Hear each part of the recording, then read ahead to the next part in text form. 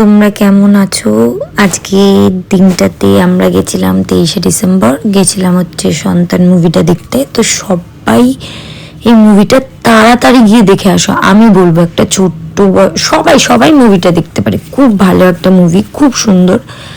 আর মুভিটাতে আসছি এখন আমি বলতে চাই যে আমরা যখন গেছি, গিয়ে দেখি অনেক অনেক বয়স্ক থেকে সবাই সবাই অনেককে দেখতে এসছে মুভিটা। রাজ চক্রবর্তীর ভালো একটা মুভি রিলিজ করেছে, এটা দরকার ছিল।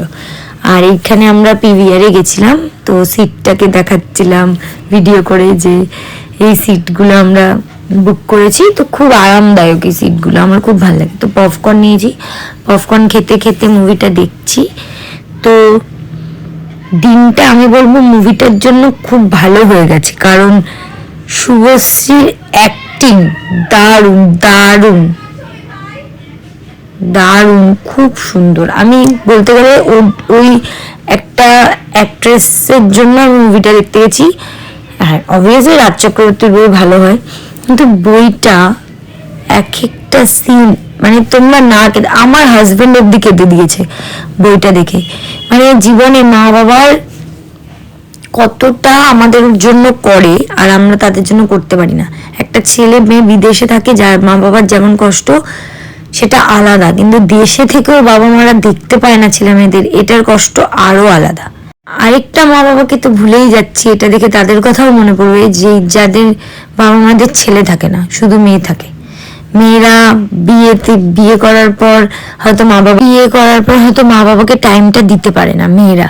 তো আমার মার কথা খুব মনে পড়ছিল বইটা দেখে, কারণ আমরাও তো দুটো মেয়ে, আমাদের খুব মনে পড়ে। অনেক সময় মার কাছে যেতে চাই কিন্তু পারি না, পেরে উঠি না। তাই জন্য আমি সবাইকে বলবো, এই বইটাতে একটা সিন আছে, শুভশ্রী ফোনের অ্যাক্টিং করে বলবে, মা তুমি ভালো আছো, তোমার পায়ের ব্যথাটা ঠিক হয়ে গেছে, বাবা তুমি কি করছো, আজকের খেলাটা দেখেছো?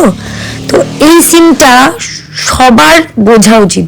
সিনটাতে এত সুন্দর বুঝিয়েছে যে মা বাবাকে ছেড়ে থাকার কষ্টটা কতটা, এইটা একটা মেয়ে ফিল করে। কারণ একটা মেয়ে যখন বাপের বাড়ি দিয়ে শ্বশুর বাড়িতে আসে তখন মা বাবাকে ছাড়াই আসে। ছেলেরাও অনেকে ফিল করে যারা বিদেশে থাকে। তো আমি বলবো একটা ফোন, একটা মেসেজ, বা মা বাবা তো অনেকের মা বাবার মেসেজও দেখতে পারে না, মাঝে মাঝে একটা ফোন কল মা বাবাকে অনেক আনন্দ দেয়। তাই জন্য বলবো তোমরা সবাই মা বাবাকে খুব ভালোবাসো, বইটা মা বাবাকে নিয়ে গিয়ে দেখে আসো। খুব সুন্দর মুভি। লাস্ট সিনে এমন, আমি জানি না কার কার চোখ দিয়ে জল বেরাবে কিনা আমি জানি না, তো আমার পাশে একটা ছেলে বসেছিল, সেও অব্দি কেঁদে ফেলেছে।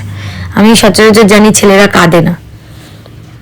মুভিটা দেখে ভীষণই কেঁদেছি, আমার গলা এখনো ভারী হয়ে আসছে বলতে গেলে। তো ওখান থেকে আমরা একটা ক্যাফেতে গেছিলাম, কফি খেয়েছি, তারপর একটা চিকেনের আইটেম খেয়ে বাড়ি চলে এসেছি। তো আমাদের এই ব্লগটা কেমন লাগলো অবশ্যই জানিও, আর বইটা অবশ্যই